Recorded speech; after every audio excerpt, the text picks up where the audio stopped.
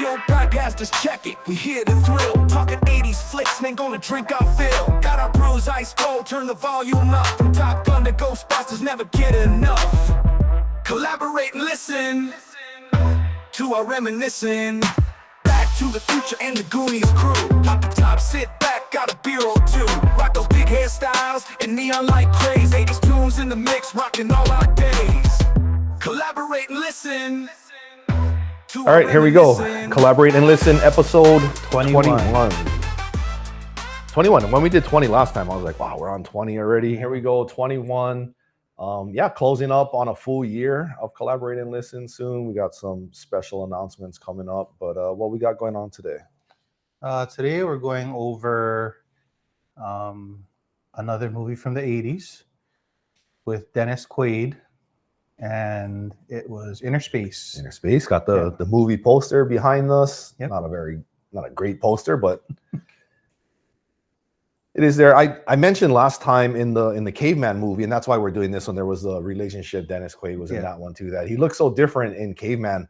I was just looking at the two movie posters next to each other, and you definitely see the Dennis Quaid kind of in this movie morphing a little bit more into like the older Dennis Quaid that I'm used to kind of seeing, but definitely see the resemblance as it is the same person. Yeah, but I mean it's 6 years later, so this is Caveman was 1981, and the Innerspace is 1987. So it's a significant difference. He did age a bit. Yeah, but yeah, he looked good. I could still picture him from the Caveman. And so today we are drinking beer from California. I think last time we were drinking the Tokyo Ale Works stuff. And we mentioned that we traveled a bit. And so today George brought some beer back from California. Yep. From Trader Joe's again. So we got a variety. My favorite Trader Joe's. I mentioned this before, but I love it there just because you can mix and match. They have them in packs of 4, but you don't need to you can just break it apart and make your whatever own, you need. Yeah, however you want to make it. But so I brought some back. I have some for next time also, but we're gonna do 4. I tried to mix it up a little bit. Couple just regular West Coast IPAs, and then I think there's a couple hazies in there. Yeah. But we'll get started because our pregame was a 12 ounce. Yeah, we did mention last time that we would, as we set up, we'll probably do a pregame. And last time, we both had a 12 ounce each of the OMFG, and this time we just we split one. So I think that was perfect. We don't have a lot of pregame in us. So this is the Beer of Champions. I'm assuming they're trying to be like a Wheaties cover, but they got a player on there that kind of looks like he's a Dodger. It's not, and that's great. Like just make a generic. Yeah. Call it Beer of Champions. Put the Dodgers looking uniform on there. In fact, they gave the character a name, and his name is Willie Hayes. Love it already. All right. Maybe this is a hazy. I don't know. All right. We'll see. So let's see how this goes. Got the filters off so we can hear the pouring and the opening and the ambulance driving by and the dogs barking. Yep. We should hear it all. Just adds to the experience. Adds to it. But main thing is we can hear the beer. Right. So here we go again. It says American Light Lager. Yep, smells like a lager. Extremely crushable. Beer of Champions. All right, cheers. Beer number 1.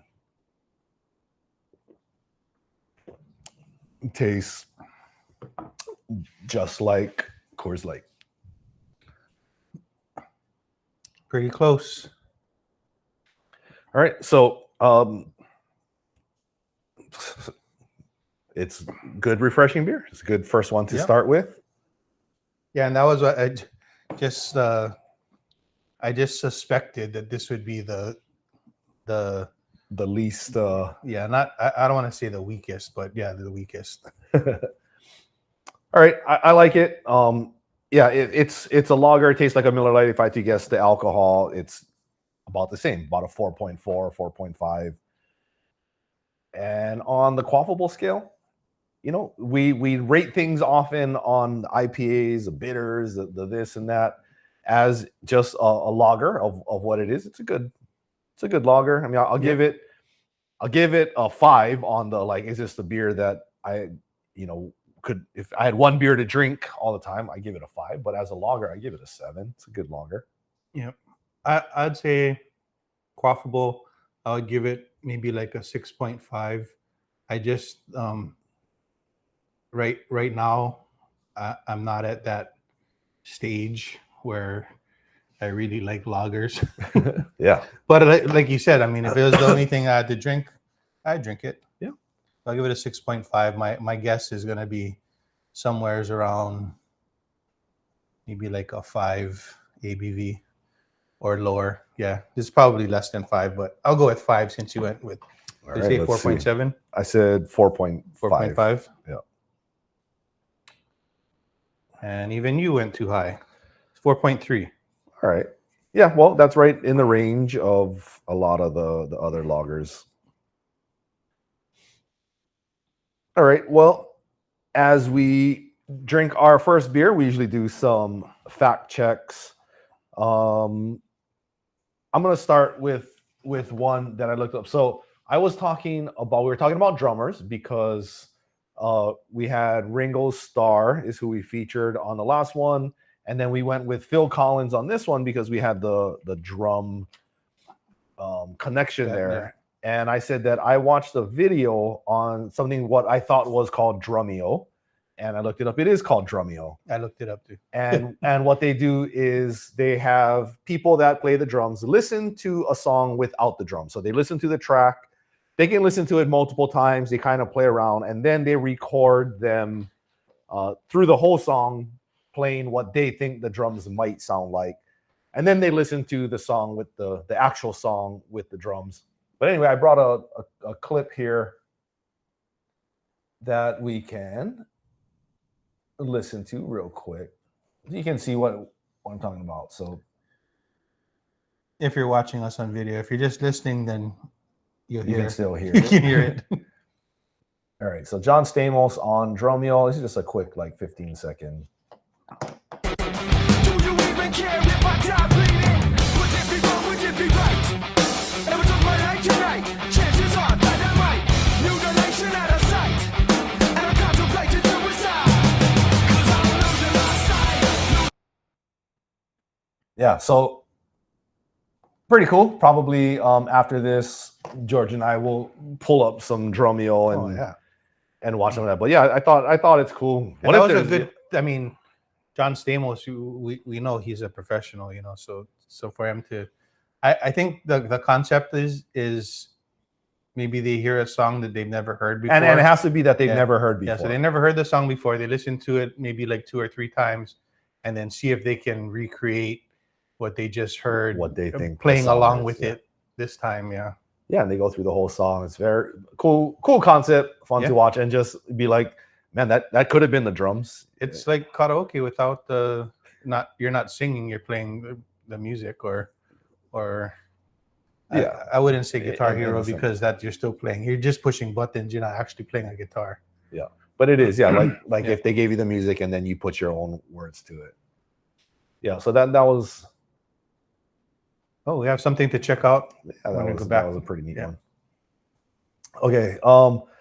Last episode, we talked about it was the Beatles. I know we had some things come up with that. George and I, we looked up similar things. Sgt. Pepper's Lonely Heart Club Band was right. We had mentioned Yellow Submarine, and we weren't sure if the name of the movie was Sgt. Pepper's Lonely Heart Club Band and the song was Yellow Submarine. There is a Yellow Submarine song, but the name of the movie, and it's a short movie, it's like 30 minutes. But the name of the movie is Yellow Submarine.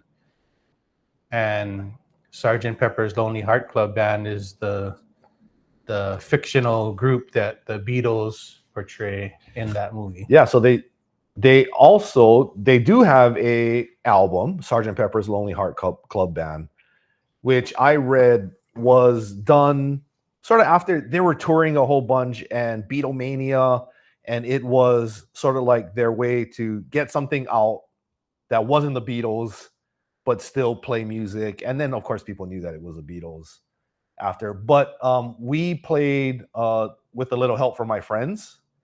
That was actually a song from the album Sgt. Pepper's Lonely Heart Club Band.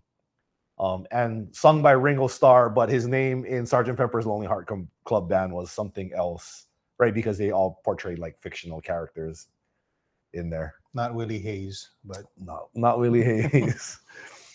What else? Oh, and then we're talking number one hits. Yep. So we both did our own search, and you could probably pull different names. So I did the top 5 all-time artists. With I think it's gonna be top 5 number one hits. No, it was the top 5, just overall top 5 number one artists or group. So I guess it would be, they might not necessarily have the most number one hits, but I believe just looking at the names, I think it's just how long their songs went through time, continuously played on like Billboard. And Okay. it helps when they're played in movies too. Like, so I did look up the this is part of the Billboard Top 100. So the ones that I looked up are the most number one songs on the Billboard Top 100. so you looked up songs. So songs or artists, or I mean songs or groups. But when I look at it, no, not songs. People groups with the most number one one hits. hit. So here's what we said last Probably time. going to be similar. Here's what we said last time is this is how it started is the Beatles had 20 number one hits on the Billboard Top 100. And that is true. So that is still a fact. And then we couldn't figure out who was like number 2 and number 3. Yeah. So who else did you get? So I got so after the Beatles, I had Michael Jackson, Elvis, Madonna, and Led Zeppelin. Okay. Yeah, our lists are totally different. So And it could even, so when I was searching it even said like, yeah, different variables. there's so many different things that could be thrown in. Is like, are you talking about sales? Are you talking about weeks at number 1? Yeah, right? how many, how long it lasted. I mean, there's even we're probably gonna have to fact check this again, but I believe Sitting on the Dock of the Bay by Otis Redding had, I think it was because it made number 1 in 3 different decades. There was like no other song so I just like, it became popular again in a different generation, faded away. Not a remake, like the same song? No, it's like the same. Yeah, it was the same song. That's impressive. But yeah, we'll have to check if it wasn't that. I believe it's one of his songs. But let's fact check that. But that I'd be interested to hear. Yeah. Yeah. But they brought it up.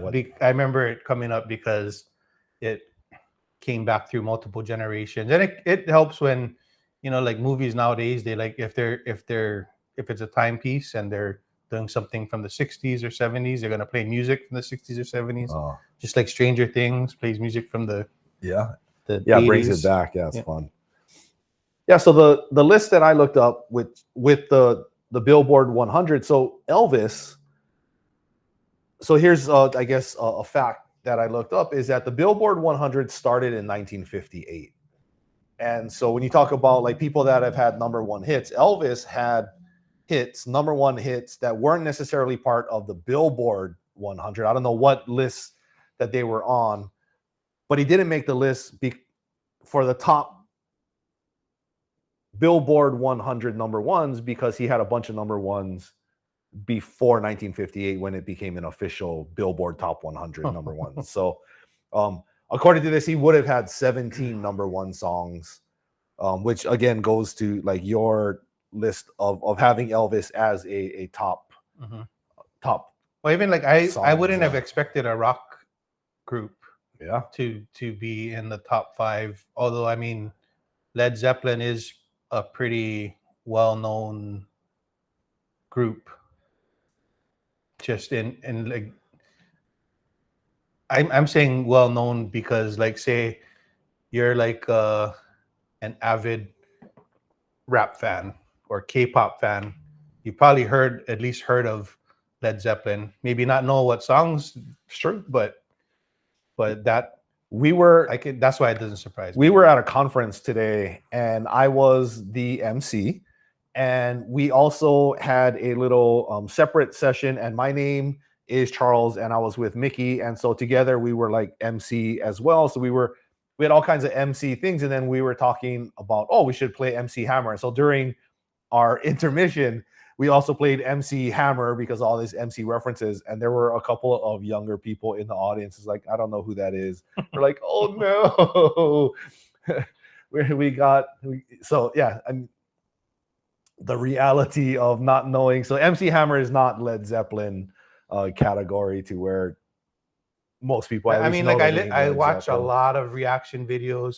More recently, reactions to movies, but I started following those people is more when they're reacting to music and hearing music for the first time, and it could be like Beastie Boys or Run DMC, like stuff that anybody from our generation age, they hear that, they know what you're talking about. Yeah. And now if I think about it, it's like, oh, it's been like 30 years. Like there are people that in their early 20s that have no idea. Not out of the question. These people, like, why would you know? Yeah. Why would you know who they are? So for them to even know somebody that might have been like a group that I know because my parents listened to it. Yeah. Unless somebody definitely not gonna. Yeah. Somebody now makes a song that samples some of the old songs, then they're like, oh yeah, I know like, this. Listen to this original song. It's like, oh, it's not original.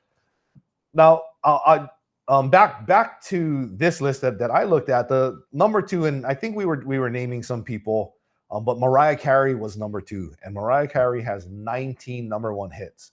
Like, Mariah, girl, just keep putting stuff out. Like, keep trying. You gotta go for that record, girl. Like, and she probably is still like putting out new stuff, and maybe it's just not. And I think she was one of the names that we threw out last week when we were saying, I remember.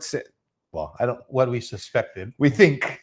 We think we said pretty Mariah sure. Carey. Yeah. The OMFG didn't have that much effect. But Rihanna is 3rd on that list with 14 number 1 hits. I wouldn't have put Rihanna up there or thought. Michael Jackson. That Rihanna has more number 1 hits than Michael Jackson. But probably if we looked at all the hits, he probably has more hits on the top 100 than Rihanna. But as far as making it to number 1, Rihanna 14, Michael Jackson 13. Drake also had 13 number 1 hits. We'll go down. This is the top 10. Madonna had 12. The Supremes had 12. Taylor Swift has only 12. She's got a whole bunch of hits, a lot of songs on there, but only 12 number 1s. Whitney Houston has 11, and Janet Jackson has 10. And then Phil Collins, who we'll talk about more later, had 7 number 1 hits. Ton of hits in the top 100. Just as Phil Collins? This is just as Phil Collins. I don't know. There was a few with Genesis. That too, Genesis has number 1. I think there was 2 maybe Genesis number 1s. In the US, because they did have some number 1s in the UK that didn't make number 1 in the US. But who cares? If we're not talking number 1 in the UK. All right. Any other fact checks that you got? See, I think I did talk about we did the top 5. I can't remember if we talked about this the last time, but you did bring up about the whole theme song to the Wonder Years being With a Little Help from My Friends. It is a Beatles song, but the version that they use in Wonder Years is Joe Cocker's version. Still a great song. Yeah, a lot of people again from that era that watched that series will know that song well. Yep. And then we get back to Phil Collins when we do our put the needle on the record. But yeah, ready for the next beer All and right. our next Yeah, I guess it is now time for Be Kind. rewind. All right, so while George gets our next beer ready, I'll give a quick plot overview.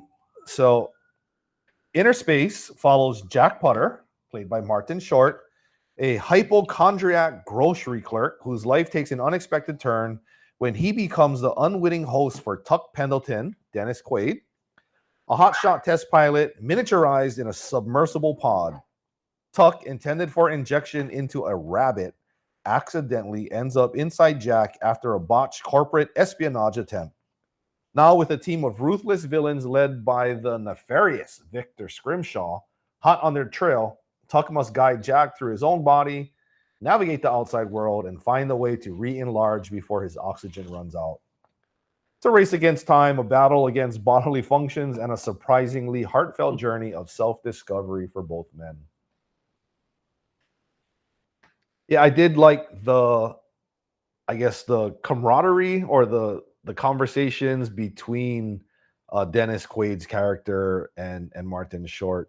I read something about like thoughts, maybe not for this movie, but similar movies, where they were talking about injecting different people or like the same concept, but with different characters.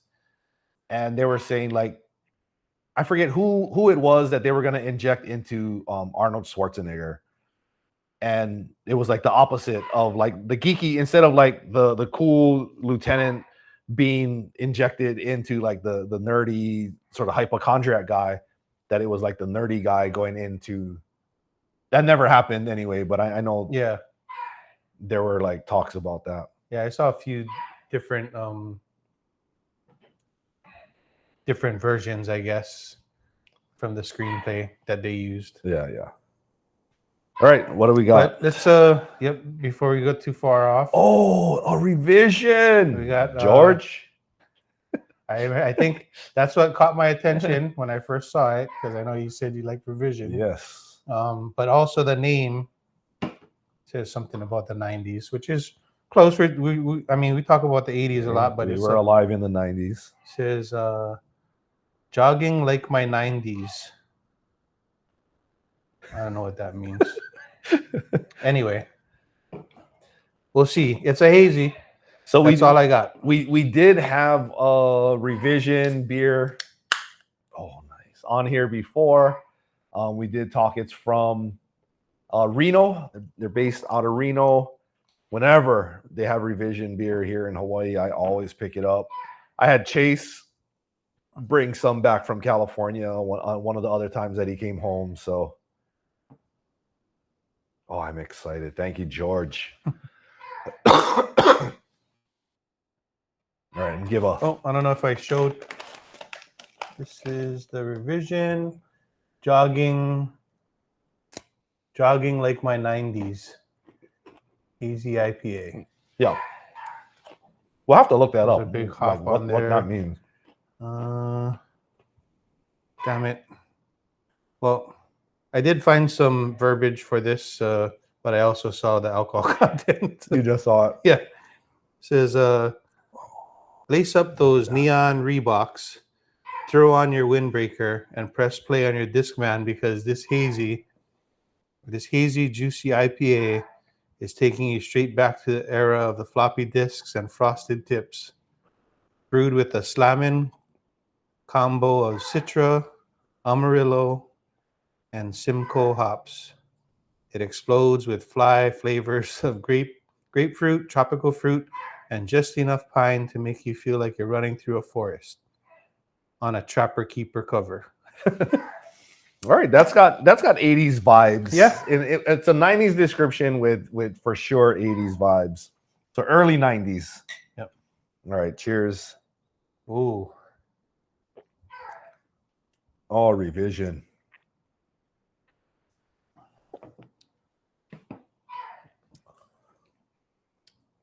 I like it. I like it. Yeah, revision. Yeah, very, very good. They're similar with the hazy flavor notes. I'll go. It's not, there is a little bit of an aftertaste or something that I'm not totally a fan of. I'm not going like, it's not 9s, but I'll go 7.5. Very, very good, and it's probably like a 7%. Pretty close. It is a 6.8. 6.8. All right. Yep. And I like this. I'm gonna give it an 8.5. Yeah, good. Revision. So Boogie Bus, I know, was one of the revision beers that we had on here before.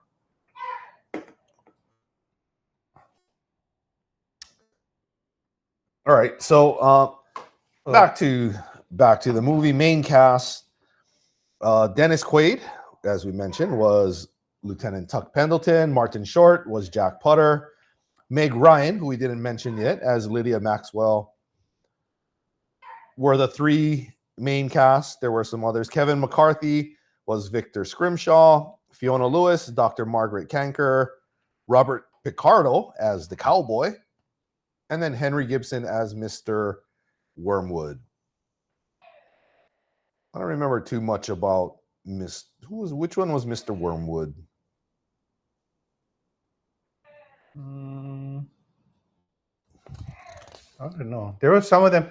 Yeah, when I saw their names, I didn't catch it when I was watching the movie. I was trying to see who was who, because there were a few people that I recognized, but I didn't see that, like, this might have been like just cameo appearances for them, or more like an extra, like the cab driver when she first left him. And she jumped in the cab. The cab driver, he looked like somebody. Okay, so let's talk.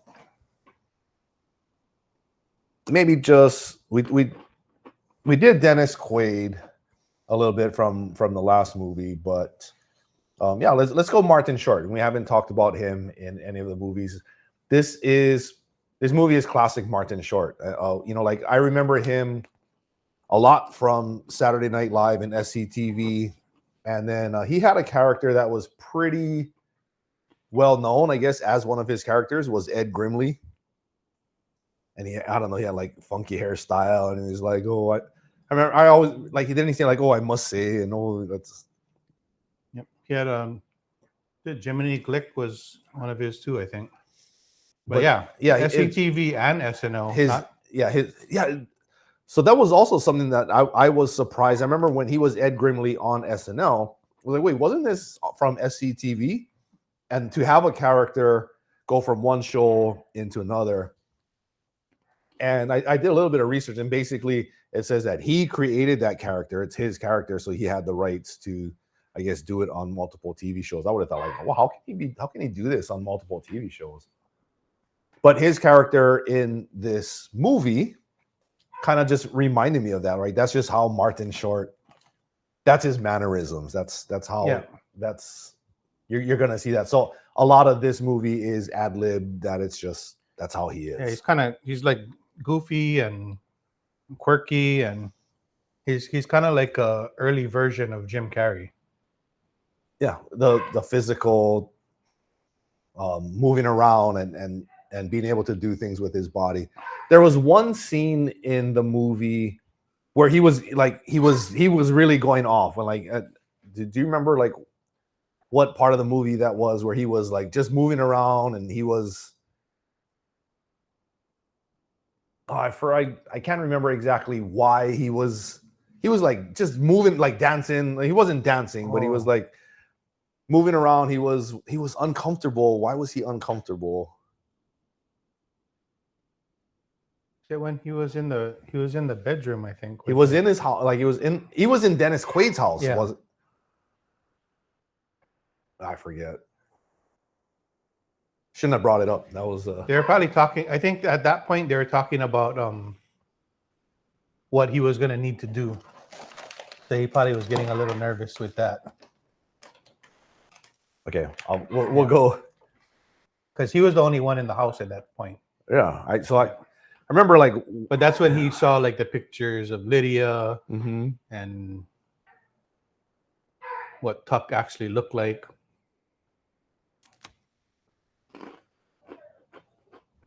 Yeah. But Dennis Quaid, yeah, a couple of things that we didn't really go over. Well, I didn't go over in Caveman. So he was in a bunch of movies in 81 he was in Caveman, but he was also in Stripes. I got to look back at that because I don't remember him being in Stripes. He might have just been in an extra. He might have been an extra. In 1983, he was in this movie called Tough Enough. I remember that movie very well. Probably watched it a lot on cable. But Tough Enough, Jaws 3D, and The Right Stuff, all in 1983. Jaws 3D. Yeah. Was he the main?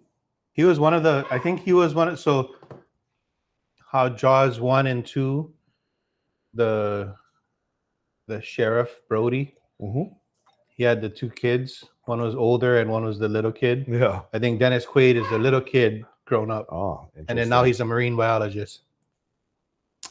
Okay. Yeah, I didn't realize he was on Jaws or Stripes. I'll Stripes is a good one to go watch back.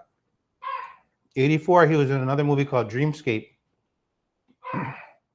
Dreamscape was one of those movies where it was almost like an early version of Inception where you could go in and kill someone in their dream and then they could like potentially have a cardiac arrest or die in real life. Oh, a little Freddy Krueger action. Yeah. The guy that his main like enemy that he had to fight in Dreamscape, I think was the guy from Warriors. The guy with the bottles. Yeah. Then in 85, he was in Enemy Mine. That was a big one. I don't know if he won any awards, but it was a pretty big movie. I did look up that nobody won Academy Awards. I don't know if anybody was nominated or what other awards. For Innerspace? For any movies. Any of the people from this movie were not did not win in any Academy Awards. I don't know about nominated for anything though, but and then so to wrap up the 80s, he was in this movie called The Big Easy, which had a great soundtrack. Oh. That was in 87, same year that Innerspace came out. Okay. So he was doing he did a bunch of big name movies. Yeah, those are all hits, man, for sure. And I thought it was funny that in 83 he was in Jaws 3D, and in 83 Meg Ryan was in Amityville 3D. Yeah, it's funnier yesterday. But just that's the time when 3D movies were. Yep. When everybody had the goggles with the one red lens and one blue lens. I think there was probably a Super Bowl, and it was around that time. I remember there was a Super Bowl where you bought your Pepsi and you got your 3D glasses from buying the Pepsi, and then part of the Super Bowl. Fact check this when that was. So okay, what year was Amityville and Jaws 3D? 83. And then Super Bowl with 3D, it probably wasn't 83. It definitely sounds like it happened more current than that. Never know. Do you remember a Super Bowl where people had 3D glasses and they were watching the halftime show? I couldn't tell you who it was or what, or if it's even real. But that's it. Right now, that's what I thought happened. Okay. Honestly, when I was younger, I didn't really care for sports. I played baseball. If I watched it, I felt like I was sitting on the bench, and everything else to me was a waste of my time. That I could be watching cartoons. So I was I was like, why is this golf on? I'm supposed to have Looney Tunes. You know, Saturday morning cartoons was such a big thing. Like my Super Friends. Super Friends and just the whole DC universe at the time. Even Thunder the Barbarian, and there was Space Ace or Space Ghost. Space Ghost. Yeah. Saturday cartoons were just you know, like when they came out with the Cartoon Network later, I just thought like, wow, these kids don't know. Yeah. These kids don't know. We just have to wake up early to go watch your cartoons. And then, after school, like Professor Fun, and you had like Checkers and Pogo, and you had some of those other So like 3:30 after school stuff. 3:30 to 5, you get like about 3. I remember like Robotech and But Saturday morning cartoons, G.I. Joe. my favorite was like the Laugh Olympics and all of those. Like when they brought like all of these different cartoons together to compete in the Yogi Yahooies and the Scooby Doobies, and that was some of my favorite cartoons to watch. Same for me. Those are like those are the best, and that was all the Hanna-Barbera characters. Scooby-Doo, so Hanna-Barbera, Scooby-Doo, and when they brought like the Globetrotters on, or whenever they had like these special guests, those were all fun to watch. Like Don Knotts, or like just famous people that they just bring in. I wonder, out of all like the early cartoons, was Scooby-Doo sort of ahead of their time with bringing on cameos and special guests, celebrities, to increase their viewership? Yeah, I mean, I can't think of any other cartoons that. I don't know. Yeah, we'll have to go fact check some of that maybe. But there are so many. Hong Kong Phooey. Hong Kong Phooey is my profile picture on my Facebook. Oh, really? What's the story behind that? I mean, that was the one that I could find, but I liked Hong Kong Phooey. There's so many I could put on there.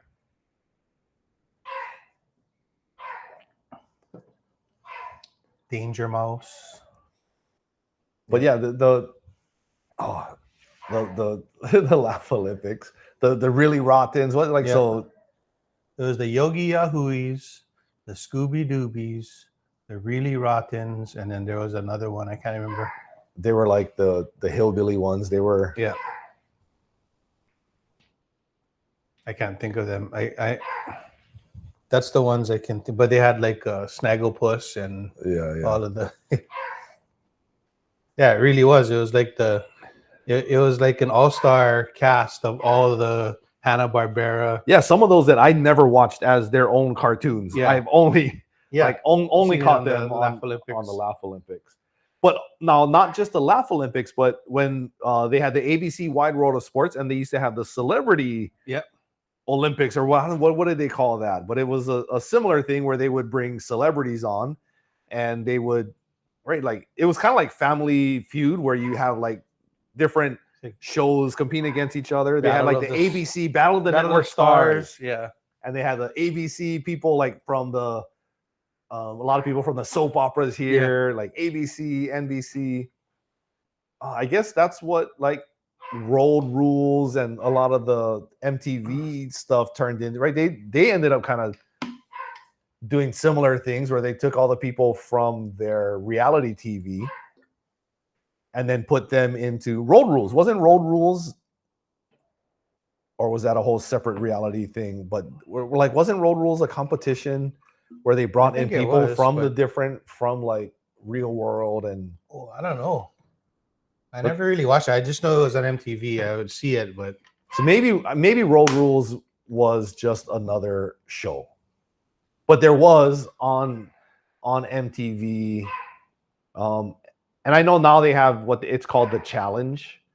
And that one, they bring on a lot of reality TV people, and it's Survivor with physical challenges and voting people out. And it's a whole nother series similar to what was on MTV. Okay, we got some things to look up. We'll go look up like what was Road Rules. But I remember similar to where they were bringing people on from like different shows and then competing against each other. So, couple more things back to Martin Short. In '86, he was in Three Amigos, which we're gonna have to do that, especially because there is an El Guapo beer. We have to. We have to do that just because of that beer, even though I know I don't like it. He was also in Three Fugitives in '89. I guess he was doing Who a else lot was more. in Three Fugitives? Nick Nolte. So it was it was pretty cool. Their tagline was "They rob the banks, she'll rob your heart," and it's like there's a little girl. I don't know if it's Martin Short's daughter, Okay. and he's like paired up with Nick Nolte, but Yeah, they're like bank that's like robbers. that's Yeah. made for comedy Yeah. genius. Like put Nick Nolte with Martin Short and then put a kid in there. Yeah. Okay. Someone like Nick Nolte probably just slaps him around. Yeah. Yeah. Okay. I do remember watching that. It'll be a rewatch. I don't remember specifics, but that's a good one. So Pete, Harold Sylvester, this is Dennis Quaid's friend before the injection, and he's the one that comes and helps him at the end. But I kept looking at him. I was like, man, this guy looks really familiar. So he was in Officer and a Gentleman. That was a good show.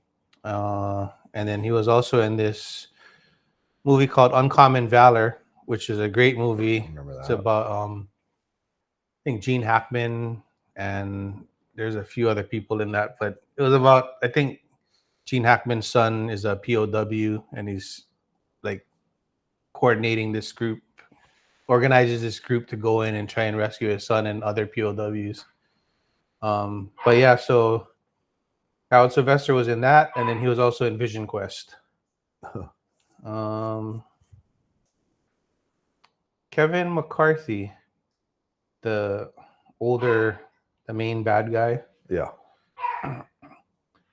I swear, and just because of that scene where they're in the car and they're like Little miniaturized, yeah, half size. yeah, they're at 50%. So seeing him or seeing the two of them in the back seat like that brought back so many memories of that scene that it must have been like Innerspace has to have been one of the movies that was in my box of VHSs that we had recorded. Yeah, so I just kept watching. You can remember that quite a bit. Yeah, I could like picture that, and it was freaky though watching it, and like they got the little hands coming across. Like, it was funny when they're showing the casting at the end. They're showing there's a puppeteer, and I was like, yeah, that's probably for the hands, the miniature hands.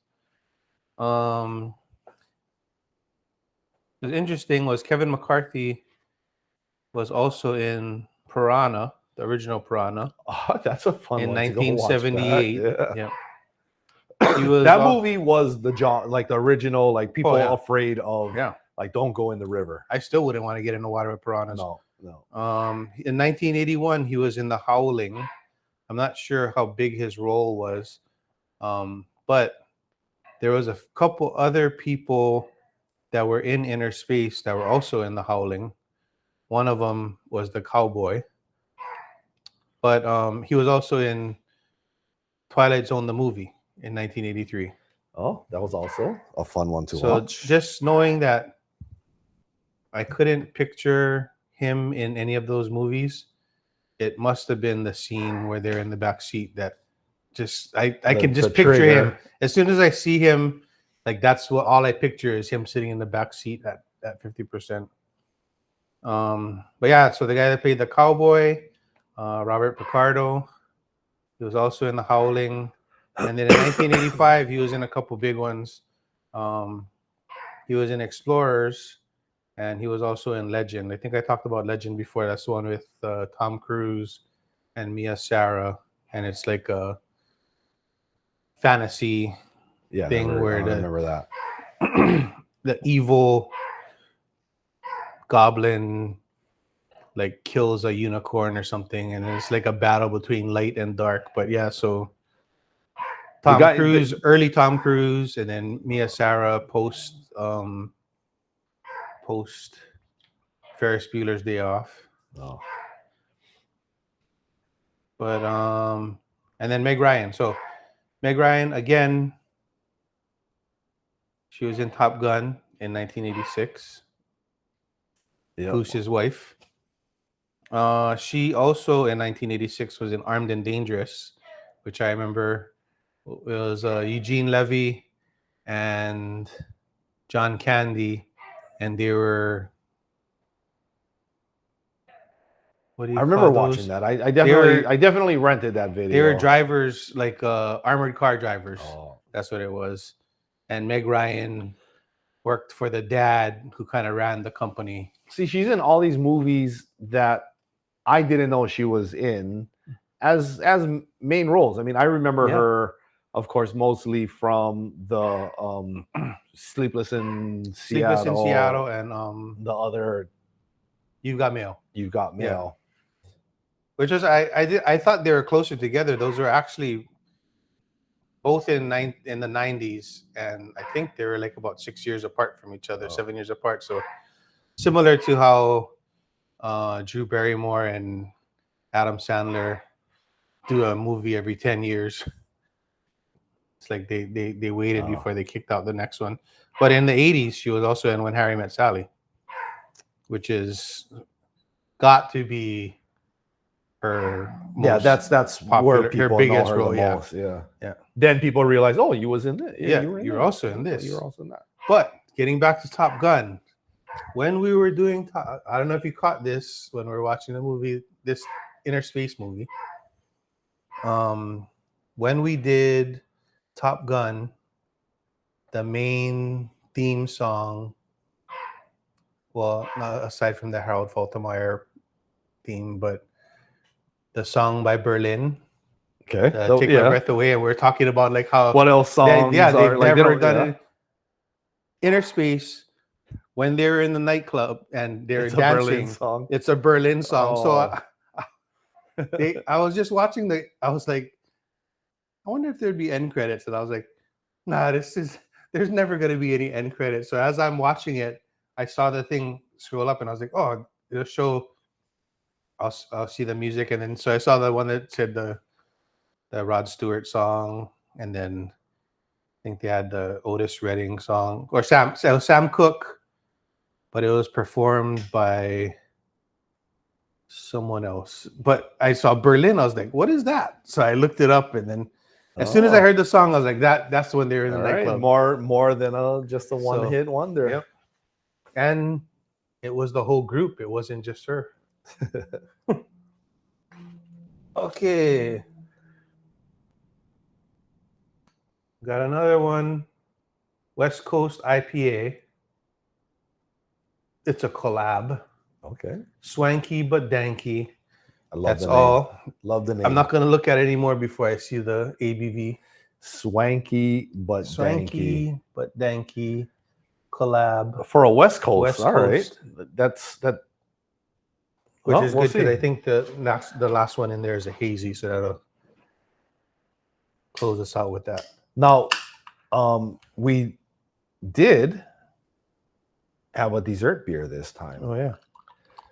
So, well, we might have to speed up the drinking here. That can be done. Now, I brought a little prop. I just brought this out of my bag. I don't know if you guys noticed this, but I'm a six fingered man. 6 fingers. Inigo Montoya. You killed my father. All right, you better watch out. Chad's not gonna remember you. That's I've gotten so many messages still. How does he not remember? How does he not remember? All right. So yeah, this is a little 3D printed. This is from my team went up to a conference this week, and it was like part of one of their jokes. I'm like, oh yeah, I'll take that. I'll put it on the podcast. It's like my 6 fingers. But anyway, this is little like, extra fingers like Joe, just Lord Rogan. All right. It sure is danky. Yeah. It has that similar. No, it's solid IPA. I like it again. There's nothing I don't like about this. On the quaffable for a West Coast IPA, it's a solid IPA. I'll go even an 8 on this one. That's up on my scale. that's a high one. I'm I gonna like it. give it the highest score I've ever given, and this is also because I'm sliding my scale a little bit to the right. Okay. I'm gonna give it a 9. Hey, I mean, it's a good beer. Well, It is. swanky but danky. You've done good. Okay, now if this has more, If it's bigger than if it it, so tastes I'm like, yeah, so I'm thinking it's 6.5. But if this goes above 7, I will up my quaffable. I'm gonna guess 7. Yeah, so I think 6.5, and if it is 7 or higher, then I'll change my quaffable to 8.5 even. But if not, still a solid 8. What were you gonna change it to? So I said 6.5. No, But but if- what are you gonna change your My rating to to- 8.5. So you're changing it to 8.5? Is it? It's a 7.0. Oh, okay. Well, so that's 8.5 on the rating. So good job, West Coast. Get a 7% beer. Stay smooth. It's like it's got good bitters in there. It's a smooth, like real good IPA. It's not overly bitter, but you can taste the bitter. Yep. It is danky. Oh, here we go. Swanky but danky. Stylish and luxurious, but not without a bit of dankness. We cooked up this piney brew with our friends at Original Pattern.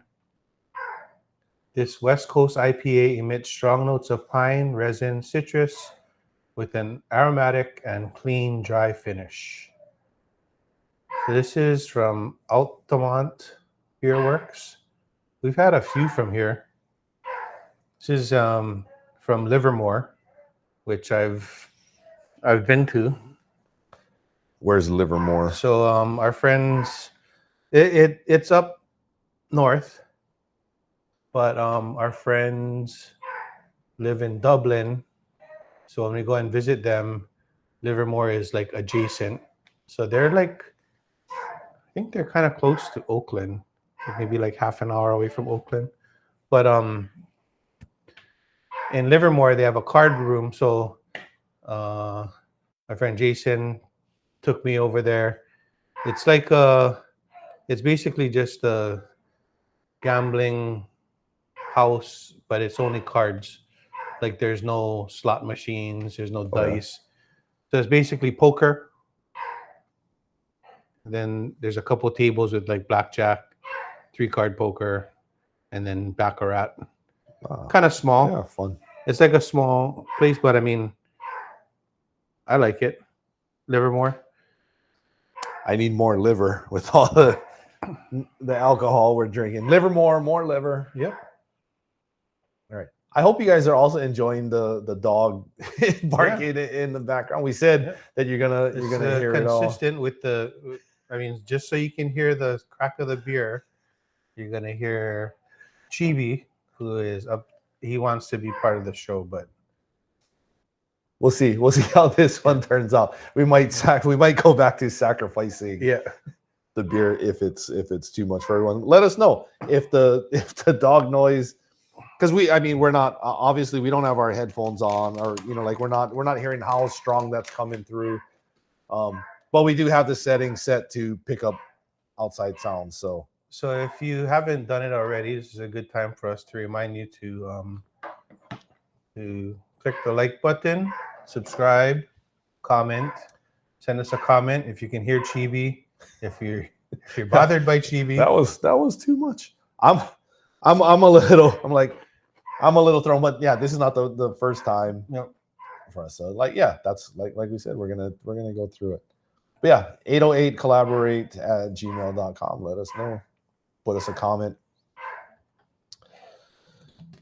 I think that's all I got for the movie. Yeah.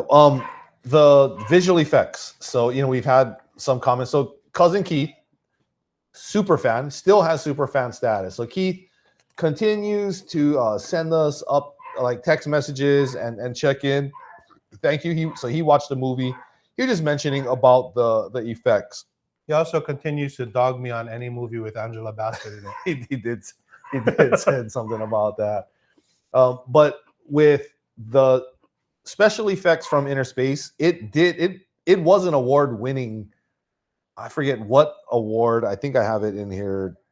It was the Better Than Caveman Award. Well, it definitely won the Better Than Caveman Award, but it did win some special effect award for what they did in this movie.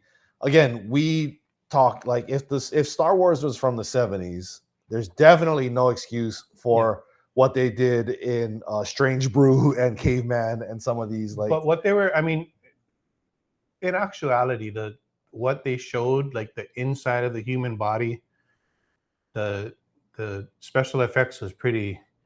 It was pretty interesting to see what their perception. Yeah, it gave you like an inside look. It was Innerspace and really and looking at when she was pregnant. He got to see the baby.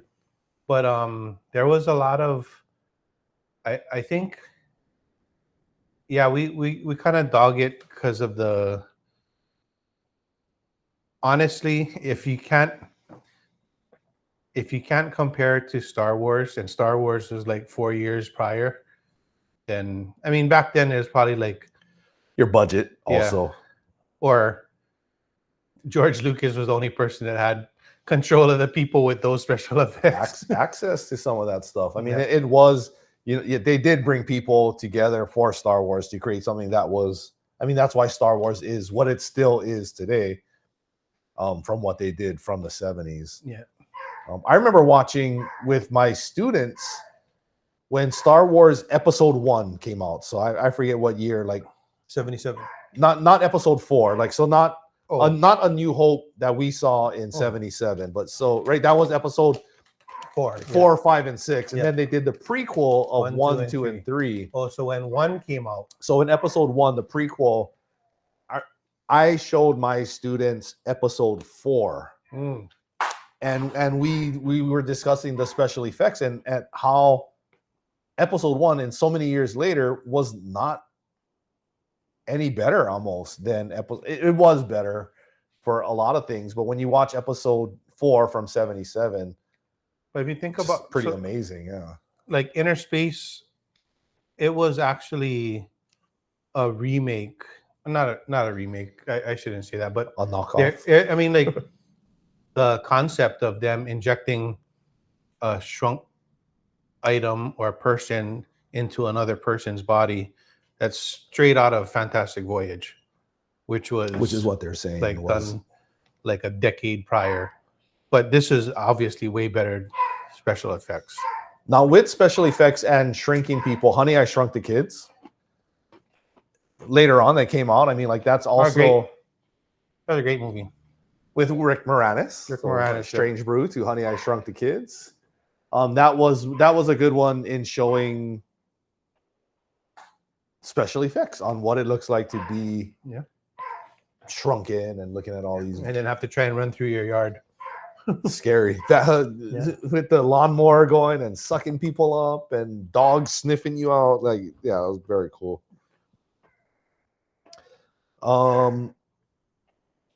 This movie also has ties with Steven Spielberg, right? He's a producer. He was a producer. Yep. He wasn't a director, but he produced it. Yep. Joe Dante was a director. And Joe Dante was Gremlins, The Howling. That's a connection. So he brought a bunch of people that acted in The Howling under him. But yeah, Steven Spielberg was an executive producer. His Amblin Entertainment was behind it, and that gave the film, like from E.T. and all that, it's family-friendly adventure tone. But yeah, put Spielberg's name on it. Joe Dante at the time, he put their name on it. It was destined for success. We mentioned this earlier about Martin Short, but yeah, his improv, he was given free reign to sort of just kind of act on. As much of his physical comedy and line delivery was improvised or developed on set. So yeah, not all just like read your line and do this. Yeah. Obviously, he has that ability, or they give him a lot of that freedom in most of his movies. I mean, he's definitely like, that's a Martin Short movie. And he's still doing stuff now. him and Steve Martin, are, I mean, they're two of the three amigos. Two of the three amigos, and doing a lot of and still doing a lot of stuff together. They're doing commercials, but mostly probably to promote their series, Only Murders in the Building. Yeah, good stuff though. Yep. All right. Well, it is time for another beer, which also means when we get to our fourth beer, that's usually time when we wrap up Be Kind Rewind and move on to our next segment.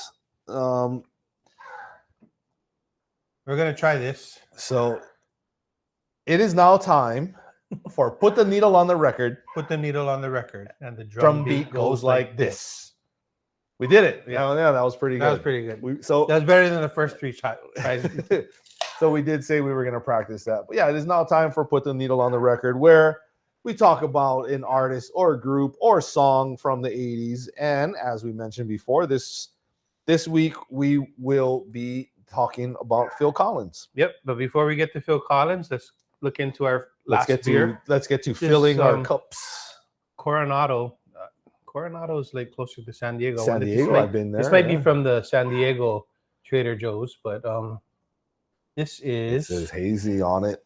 Captain Surf, hazy IPA, Humble Sea. I don't know if I had a Humble Sea before, but I managed to spin this around and not see what the alcohol content is.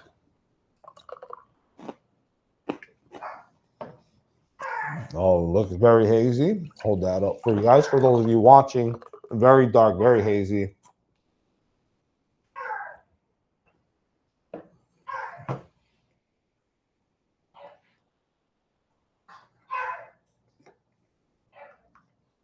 Perfect. Okay, so our final segment, talking about Phil Collins. Phil Collins mostly, although it was hard to not search up stuff with him in Genesis. So we did look up a little Genesis stuff. Not necessarily looking it up, but a lot of Genesis stuff. It just pops up. Yeah, it did come up as we're looking up Phil Collins. All right, well, before we get there, let's... Smells good.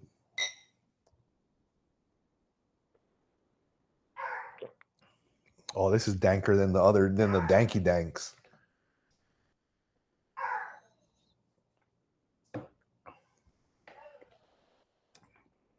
Well, that's good. That's again, it's that's good. My new...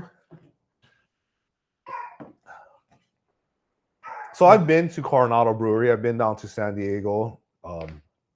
Had dinner at one of their breweries at the restaurant there. Do enjoy Coronado. I don't know.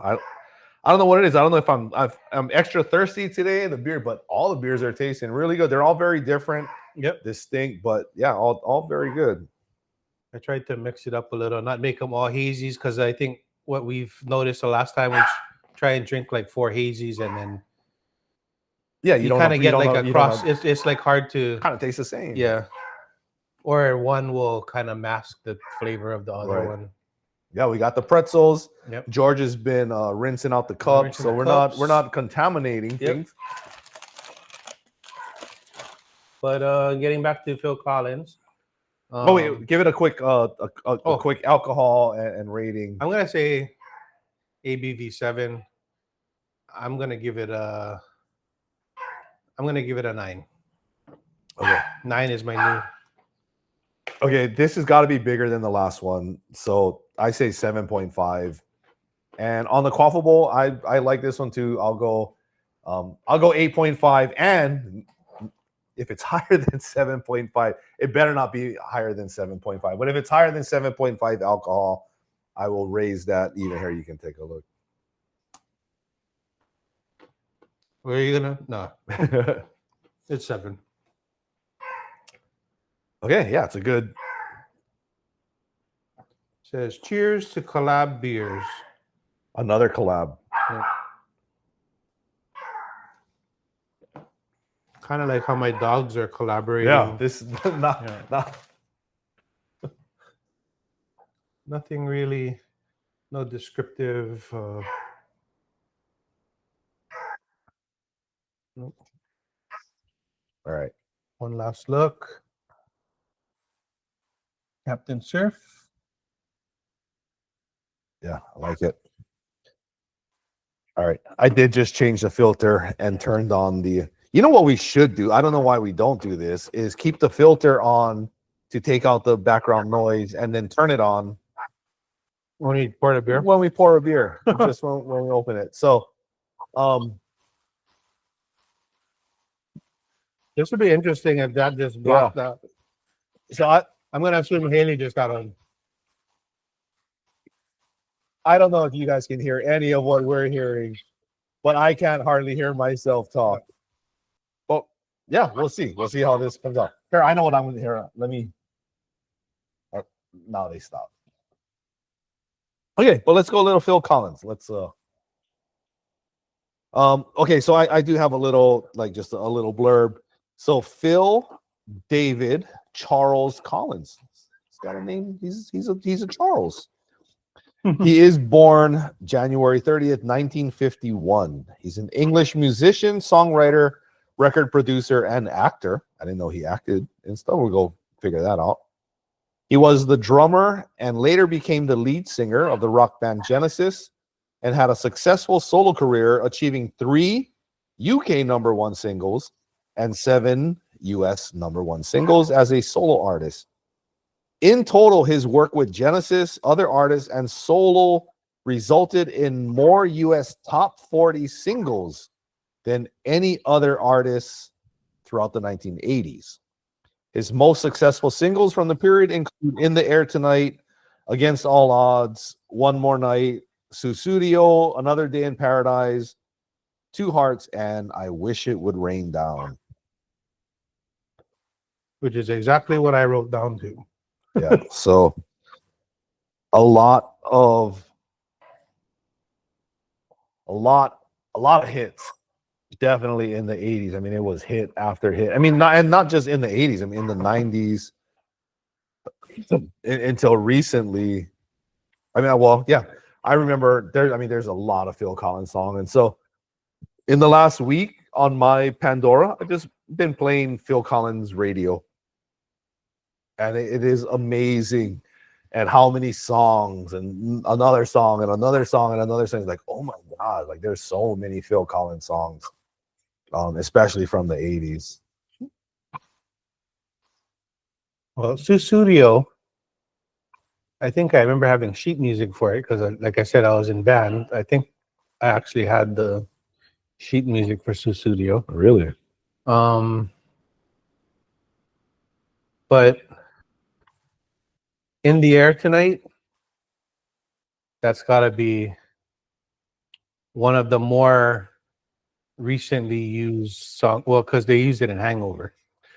That was the whole Mike Tyson doing the drum solo. Yeah, so if you're not familiar with that song, and well, if you're not familiar with that song, let me enlighten you here. Let me make you familiar with that song. So let's go back to right, and I believe the next one that I have here is In the Air Tonight. So George doesn't know what order I have these in, but of course I put in.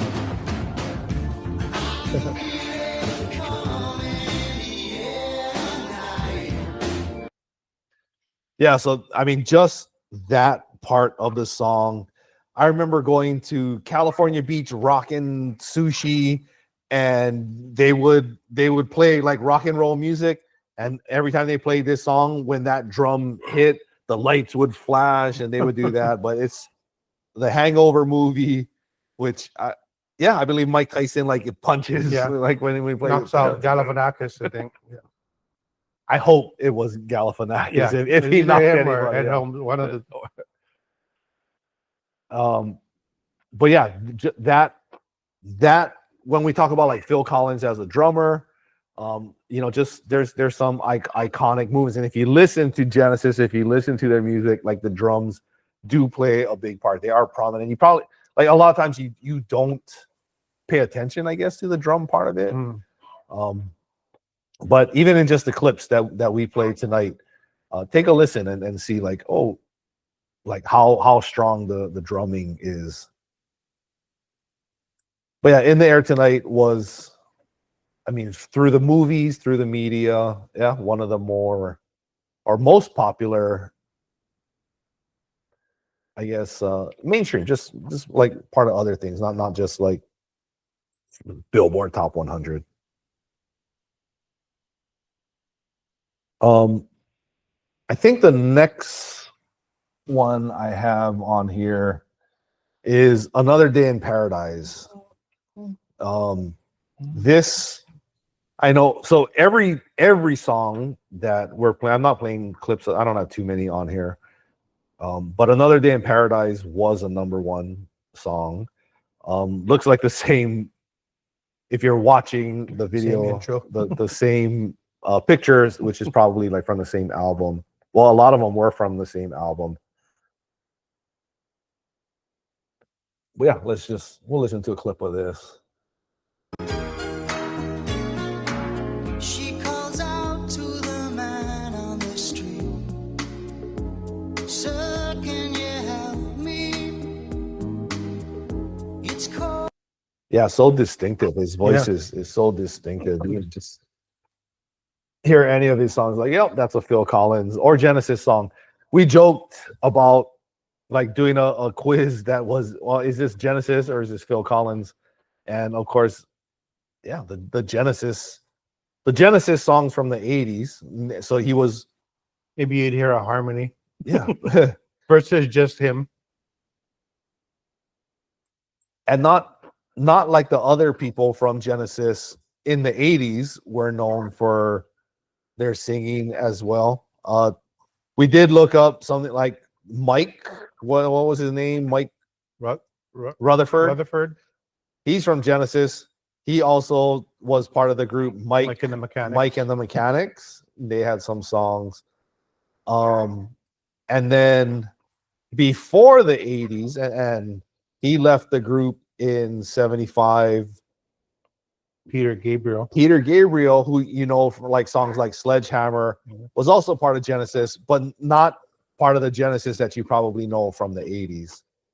But they, I mean, they, you know, people that have all had solid solo careers as well. All right. If you had to guess what song might be next, what would be? I would say Sussudio is the next. All right. So without knowing, let's see. It is not Sussudio. But Sussudio will be probably next. It's in here.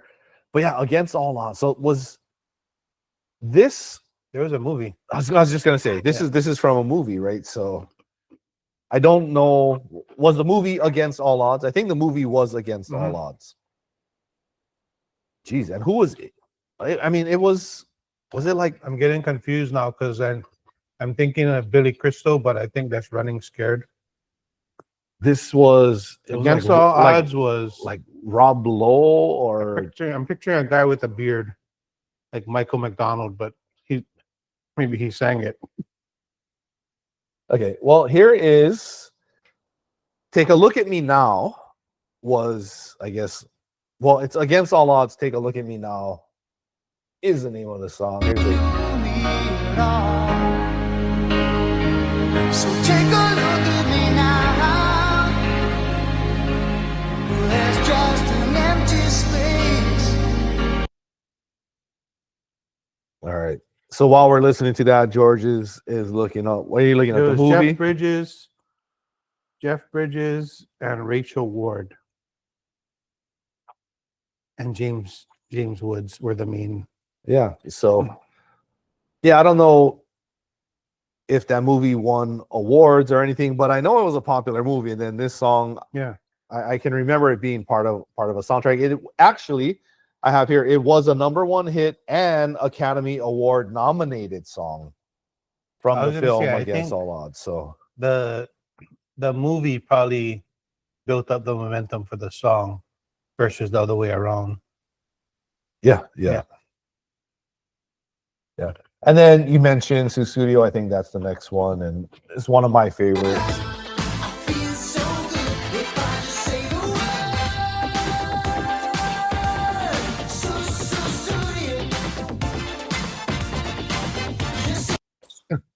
Cool lyrics. Like, I'd feel so good if I could just say the word Susu Studio. And people were all like, Susu Studio. I don't even know if that means anything. It probably doesn't. It's just like Hakuna Matata, like just There's like a girl that's been on my mind, Susu Studio. It worked in the 80s. it definitely did. But yes, I mean, that was just if you're watching the video and you can just like see his picture there, like this is how I picture Phil Collins. Just it's smiling, it's happy. The music, it was all feel good music. Yep. That was it. I get a little picture. Hey, Chase again. Yeah, I always leave the last. Just add to the slides there. So that's a quick trip down some of the number one hits. And there were 7 number one hits and just tons of other ones. I remember Phil Collins from the Tarzan. There was an animated Tarzan, and he did the whole soundtrack. Sort of like Jack Johnson. Remember, he did a soundtrack for like Curious George, and there was a bunch of popular songs that came out of that. I remember Phil Collins did the soundtrack for Tarzan, and I can't even picture. I can't hear it right now. Just before I came here, I was like singing the songs, but I remember like really enjoying his soundtrack, and that was in the 90s. It wasn't in the 80s. But that was also so all the way into the 90s. I mean, his music was like, oh yeah, I really liked it.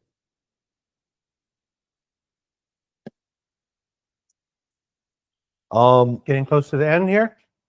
You got a few more? Oh, I was gonna what else you put got? out our next. Okay, well, I do have. Phil Collins has won Grammy Awards. Oh, so the 80s were a trophy-laden decade for Phil Collins. So he won multiple Grammys, including Album of the Year for No Jacket Required in 1986. was that him or Genesis? This is Just Phil him? Collins, yeah. Best Pop Vocal Performance for Against All Odds in 1985, and No Jacket Required 1986, and Producer of the Year in 1986. Yeah, I do have a couple of, I guess, Genesis in 1986 had an album called Invisible Touch, which had the song Invisible Touch. I think that's one of the Genesis songs that I remember the most. Into Deep is one that I would have thought that was a Phil Collins song, but Into Deep is also Genesis. Yep. And then Land of Confusion, a little funky song, but Land of Confusion was also Genesis in the 80s. All right, but that's the last that I had. Now, what I do have though, and we may not finish this on the episode, George is going to give us a rinse out, but I bought a bunch of beer from Portland that I'm going to consider dessert beers. So this is from Great Notion, and this is a double. So beware. It's a double pineapple mango shake tropical tart ale. So it's an ale, still considered a beer. Mango tart. I'm not going to look up anything more because then I might see alcohol content and other stuff on here. Still looks like beer. So we're going to, at least for the next couple of episodes, I did bring home a few of these from Great Notion that are dessert themed. I'm going to call them dessert themed because they all have some kind of like pineapple, blueberries, something. All right. So again, look at that guy. He's got all kinds of stuff happening in there. Pineapple, mango. I mean, this, in theory, sounds good. I mentioned on the last one how much I enjoy the mango IPAs. I don't know about tropical tart ales and all that, but We're gonna find out. we're gonna find out. Hmm.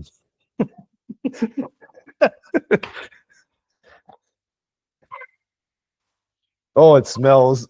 You know what it smells? Smell that. What does that smell like? It smells like cookie butter. Almost not No, I don't know. almost, but Like a mango shake. Okay, okay. So here, cheers. Let's I smell almost like an apple pie, Dutch apple pie. holy smokes. What in the Wow. okay, so double pineapple mango shake tropical tart ale. It I is think 100% a tart ale. everything in the name, I taste it. It is, I mean, everything in this guy's pants. Again, I gotta From show the- that again. This From the this shake, is it's a good the it's a pineapple, it's a good picture. yep, Even the mango. yeah, look at the color of his drink. And then look at the color of this drink. They're spot on. Yep. All right, great notion. Spot on. It is tart. Good It is job. different. I mean, good job on this on putting in what's in here. I don't know if I love it. I'll give it a I 6.5. give it a 5. Or Well, just knowing that I'm pretty sure I gave the cookie butter like a 5.5. you Or go a less than that. No, So, what I think I like it a little bit better than a cookie butter, Oh, but it's so so we can it's test it out because I have another cookie butter upstairs. we are no, we're not doing that. But we did say like these are dessert beers, right? These are not ones that hey, we're gonna have this with dinner or we're gonna have this like all day. Like Yeah. this is at the end. It's Yeah. just something we're gonna have one. Okay, so I give it a 5 on the quaffable. I mean, it is very different. It's I don't know, put some ice in here. It's like more just like a sip and drink. It is a double. So right, it does say double pineapple mango shake based off of that and some of the other dessert ones that I'm we gonna did. guess it doesn't really feel that big though. It doesn't. I'm gonna say 8.5. Yeah, 9. Like it's if it is a 9, I'm gonna say 8.5. it is thick though. 6.5 on my quaffable. I'm sliding my scale a little bit. That's a slide. All right, let's see. I gave out 2 9s today. Well, speaking of 9s, It's a 9. it's a 9%.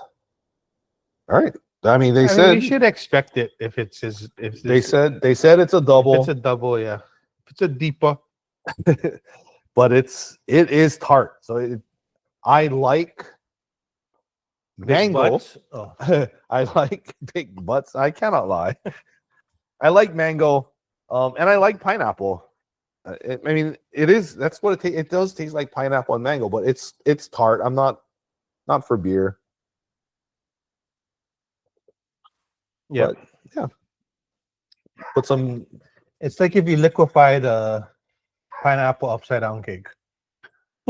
Which I love pineapple Yeah. upside down cake. Not liquefied. I also though. like cookie butter, so I don't know. Yeah. All right, but yeah. That being said, that's all I got for Phil Collins, and so that kind of wraps up that segment. As we close out here, Yep. what do we got going on next coming time?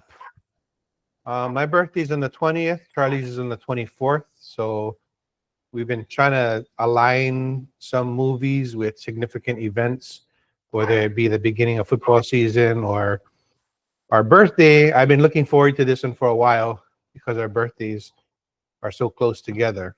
But we're gonna do 16 candles. 16 candles. Happy Which, birthday! if you've seen it before, the whole movie is basically about them forgetting her birthday. So if you want to watch it before we get to the next episode, which should be in a couple weeks, it Will is be on in a HBO couple Max. weeks. It'll be in a couple Will be in a weeks. couple Yeah. weeks. And I verified it. It is on HBO Max. I'm pretty sure you can find it on YouTube. Yeah, check also, YouTube. But yeah, if you don't have HBO Max, but it is on HBO Max. And We didn't talk about the. I didn't see any significant music that kind of aligned with 16 candles. So up for grabs. I don't know. yeah, What- or we can think about it, because that's not really a follow along part. It's more important that we announce the movie, and then throughout the week we could probably. Well, last episode we announced that we were going to do Madonna. Yeah, and then we went all the way to the end and started talking about drums, and I was like, oh, I think my fault, and I think I did it like in the last, just like how we're doing now, kind of like at the last minute. Whoa, why don't we do Phil Collins? So now at the end of the episode, you're thinking we should do let's go back to that we should do Cyndi Lauper again. No, yeah, so maybe Madonna. Yeah, we owe it to her. Yeah, to go back, and I mean she's one of the top 5 of all time. And now there is so much to talk about for Madonna. And we said this last time, so let's go back and do like Madonna from the 80s, Madonna's first album. I think this is a fact check. I said Shining Star, which is not a Madonna song, I think. So we'll go back to the album that has Borderline. Lucky Star is the Madonna song. But I did say Shining Star last time. Yeah. So fact check, not Shining Star, Lucky Star. And Borderline, and that first album. Because I would get confused between her and Bananarama. And I was thinking, like, that's not a Bananarama song, so it must be Madonna, but Lucky Star is the one. Lucky Star. Yeah. Shining Star. There's a couple of different, I think, Earth, Wind, and Fire has a Shining Star. Yeah. But yeah, so our next recording scheduled in 2 weeks. Happy birthday to George. Yep. My birthday will have already passed when we're by planning to record. When we release it, both of our birthdays will have passed. So in the next couple of weeks, George and I are both having birthdays, and we'll celebrate our sweet 16s. And yeah, hopefully you guys watch 16 Candles with us. You can enjoy that episode. Molly Ringwald, Long Duck Dong. Long Duck Dong is classic. From that, Jake Ryan. I think we talked a little bit about this before. The fact that he never did anything after. That was his. He went into like a carpentry career, and there was a MTV did this. It was like a trivia game thing, and you could make teams, and then one of the teams called them, and it was like all like about the 80s and stuff like that. And one of the teams was I Heart Jake Ryan, and it was just like a bunch of women that are probably like around our age. Yeah. A lot of people could have formed that team from people that are our age. So surprised that he didn't do anything more.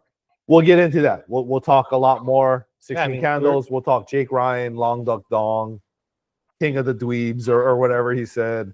As we approach the end of our 1 year, and then we are also planning a special episode. We're gonna try some things out, do some on location. So we love it here in the 808 Collaborate studio here at George's house, but we're gonna try and venture out, see if we can record elsewhere. We're gonna try and go someplace where there isn't any dogs, and then and different kinds of alcohol. And maybe anyway, we'll announce that next time. We'll get some things scheduled, and I mean maybe even do some live sessions later. Yeah, we're still just getting our bearings, still setting things up. This is almost 1 year in the books, but we'll celebrate birthday episode next time. So happy birthday. And we'll see you guys for 16 Candles next time. Cheers, everyone. 21 in the books. 21.